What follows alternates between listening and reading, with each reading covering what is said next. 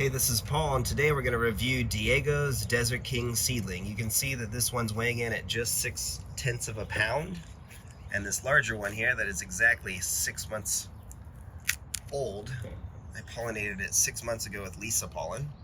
The larger one is weighing in at 87 hundredths. So you can see we pollinated it with Lisa 10 months ago, and I finally get to taste a Desert King Seedling fruit, so I'm really excited. It's a decent size as well. Let's go to it. Let's go straight for this one and give it a shot. Now, I did brush off the spines, I should mention. You can see there's a spine right there that I missed. And you know it's ripe when it passes the wiggle test and the spines come off really easily like that. That's when you know it is ripe. So let's not delay it, and let's cut this beauty open. And look at that. So it's been on the plant for 6 months, and it still just looks gorgeous. What I find ironic is all of these fruits that survived our very cold and wet winter, they all have Solanacea's DNA. So that's something to ponder. Now I'm really excited to try this. Now it looks like some of the seeds have sprouted. They're kind of brown.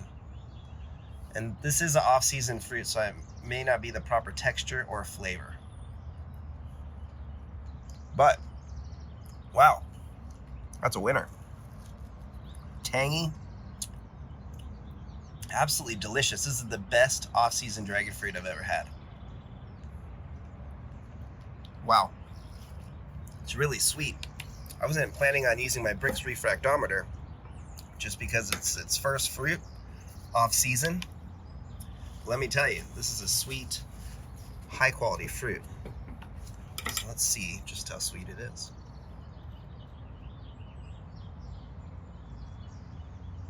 You don't want any of the pulp, just the juice. I apologize, I forgot my pipette. You can see how juicy this lovely fruit is. Too much light. So 20 4/10. First fruit off of Diego's Desert King, off season, and it's a delicious winter fruit. Easily one of the top 10 varieties I've ever tasted. Now the texture is a little mushy, but I'm guessing that's just because it's an off-season fruit.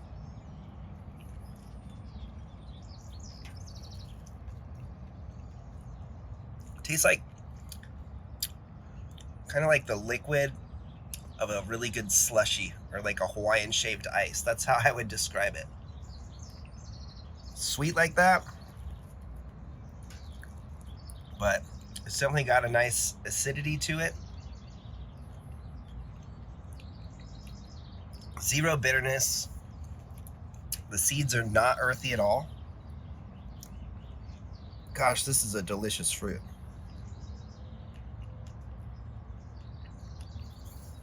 Sweet as candy. Wow. Now let's see if this other one is as good. A little bit smaller. Maybe slightly less ripe.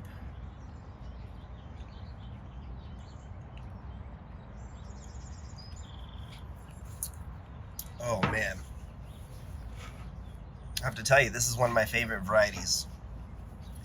And you know me, I try not to be too biased, although I do prefer Guatemalensis variety, and the purple flesh are absolutely my favorite. But this kills any of the best Ploras I've ever eaten. It's very similar to a Plora. I mean, they have the same DNA, so they're both Solanacea's megalanthus. But this is a hybrid of it. And they hybridized it with the red flesh. I can't remember which one offhand. But wow, most of the traits are megalanthus. So it's just like a really delicious Pelora with an American Beauty kind of sugar dragon flavors sprinkled into it. So man, 10 out of 10. That's what I would give this fruit, this rating. And this is off season, so delicious fruit. Now, since we're here,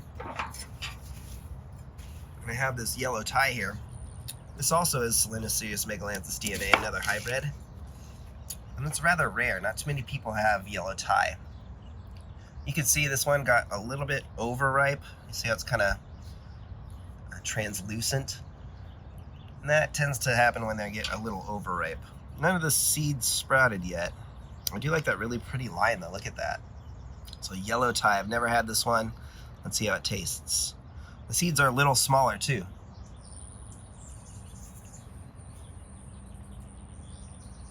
Sweet, really sweet, but overripe.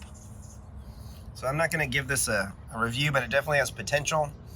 And people really seem to think I should grow some of these seeds. I've had 2 people reach out and say, hey, grow these seeds. So I'll give them a shot and see how they do.